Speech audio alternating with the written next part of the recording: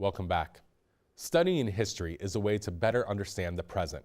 Understanding what led to an event such as the Holocaust can give future generations the knowledge they need to help make a better society.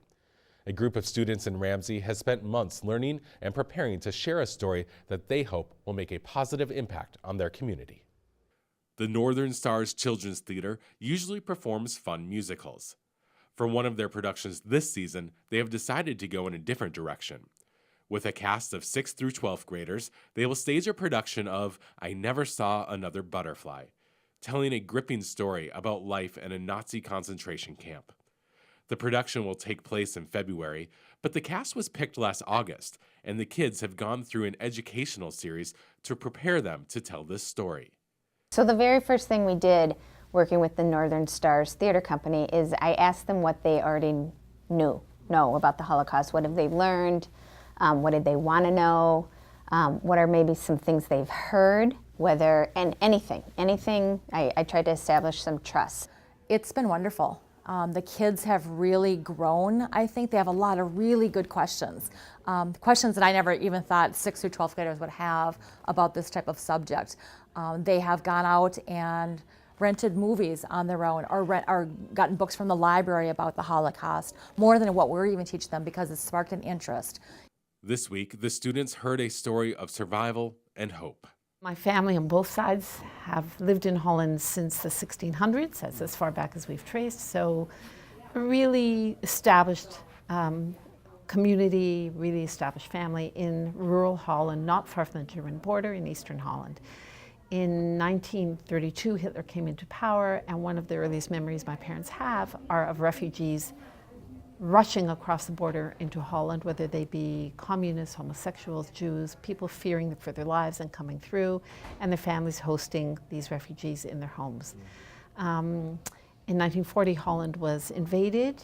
In 1942, both of my parents' families went into hiding through the generosity of complete strangers.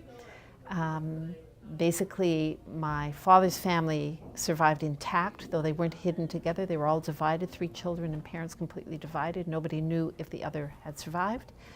After the war in 1945, everyone came back home to their hometown and found that the nuclear family had survived, though the majority of the cousins, aunts and uncles and grandmother had been murdered. Of my mother's family, my grandfather had passed in 1935. But in 1942, my mother, her mother, my grandmother, and my uncle went into hiding again separately. Were hidden by complete strangers. My grandmother and my mother survived, but my uncle was murdered in Auschwitz. And the reason he was murdered was because a Dutch collaborator gave up his hiding place. My father was caught in September 1944, was in the camp in Holland called Westerbork, which was a transit camp, a labor camp, and a punishment camp. And the majority of people who were sent there were deported on to Auschwitz, Sobibor, Bergen-Belsen. My father, fortunately, arrived at the camp just too late to catch the last train to the eastern camps, and he survived. But that is not where the story ends.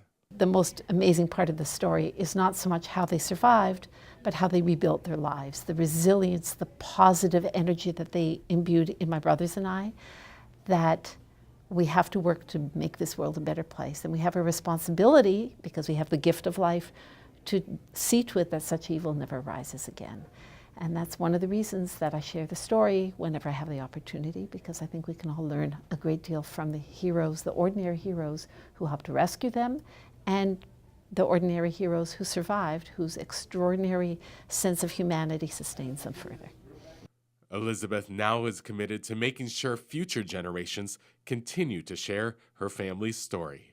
I've been preparing a digital family archive for my children and my grandchildren, because that's part of our family story. And I think every family has a story where, whether they came to America due to intolerance where they came from, or they came because they were looking for a better life, we all have stories that should resonate for a better future for our society. And through this educational series and production, a group of students will now have their own stories to share. I hope that they take away some sort of human connection to the history. Teaches them not to just learn their lines, it actually, they can become the character, and they can delve more into who this person is. So I think it helps them both on the stage and off the stage. There are universal lessons of stereotypes, scapegoating, othering of people, right, dehumanization, that unfortunately repeat itself throughout history. A belief in potential and an understanding of the past continues to motivate Elizabeth in her quest to make a better society for all. I strongly believe in the potential to do good.